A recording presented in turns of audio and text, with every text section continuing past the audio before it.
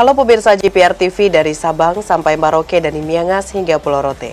Bertemu kembali bersama saya Mona Azari Disak dalam kanal siaran berita pemerintah.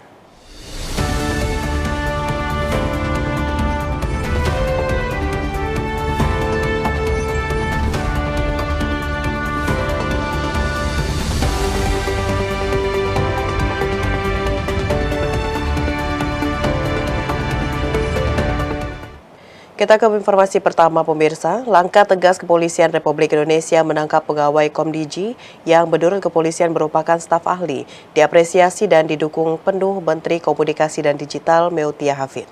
Menkomdiji memberikan pernyataan dukungan penindakan pelaku judol di lingkup Komdiji.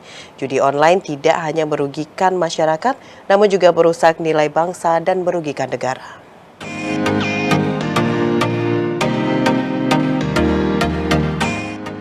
Menteri Komunikasi dan Digital Mutia Hafid menekankan akan menindak tegas seluruh jajarannya yang terbukti terlibat pelanggaran tindak pidana khusus judi online. Hal ini disampaikan Mutia merespon pejabat Kemenkomdiji yang ditangkap karena terindikasi terlibat judi online.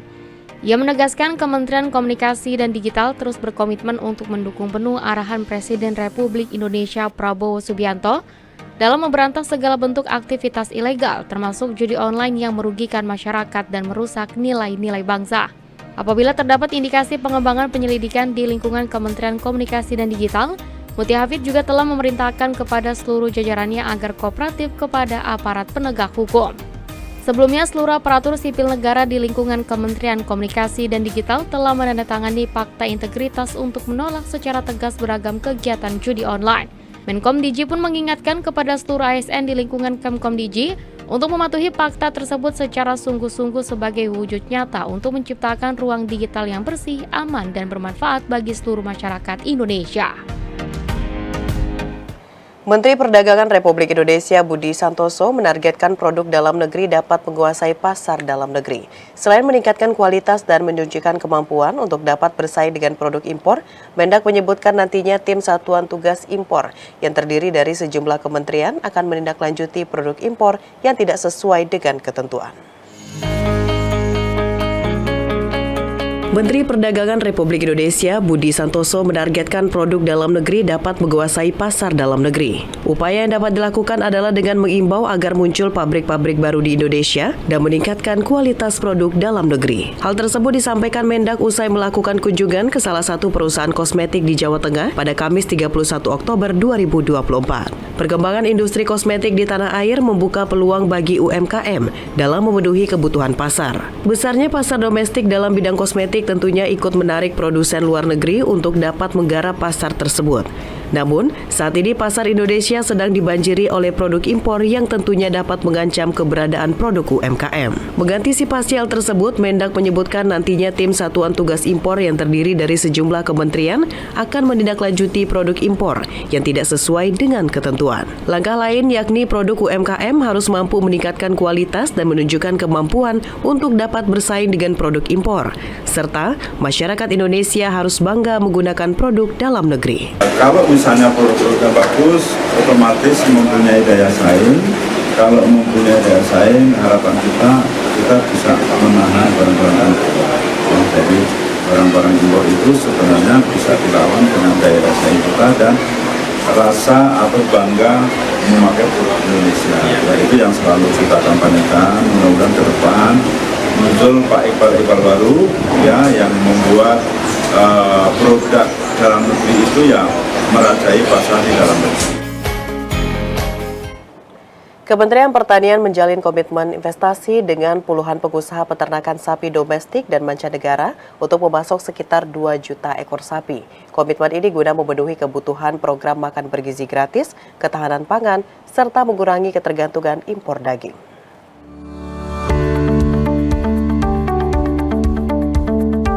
Kementerian Pertanian terus berupaya meningkatkan produksi daging dan susu sapi di Indonesia. Langkah ini dilakukan dengan mengundang investor lokal dan asing untuk membangun industri sapi perah dan potong. Selain itu, hal ini dilakukan guna mendukung program makan bergizi gratis dan ketahanan pangan nasional. Untuk mendukung upaya tersebut, Kementan mengklaim telah mempermudah berbagai perizinan. Perizinan itu mencakup pelaku usaha dari kalangan importir asing, koperasi, maupun perorangan untuk mendatangkan sapi hidup ke Indonesia dengan investasi mereka sendiri. Selain itu, Kementan juga akan memberikan bantuan dan menyiapkan lahan bagi investor yang ingin mendukung industri sapi. Wakil Menteri Pertanian Sudaryono mengatakan investasi sapi hidup bisa menambah jumlah populasi sapi di Indonesia sehingga dapat mendukung program unggulan Presiden Prabowo serta mengurangi ketergantungan impor daging. Saat ini, pemerintah telah menjalin komitmen investasi dengan 50 hingga 60 perusahaan peternakan sapi untuk memasok 2 juta ekor sapi hidup, baik sapi perah untuk produksi susu maupun sapi untuk produksi daging. Kementan menargetkan realisasi pasokan sapi hidup bergilir dalam 3 bulan pertama sejak komitmen itu ditandatangani. Yang impor bukan pemerintah ya, ini biar nggak misleading.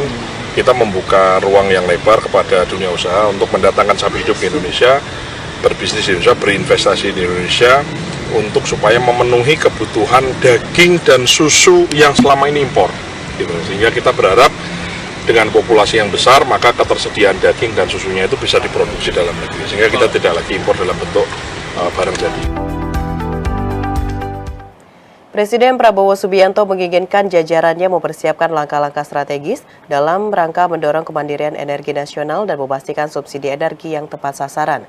Berkaitan dengan itu, Presiden Prabowo Subianto meminta Menteri Bahlil untuk menerapkan program revitalisasi 4.500 sumur minyak Idewel yang menjadi salah satu program unggulan Presiden Prabowo guna mencapai kemandirian energi.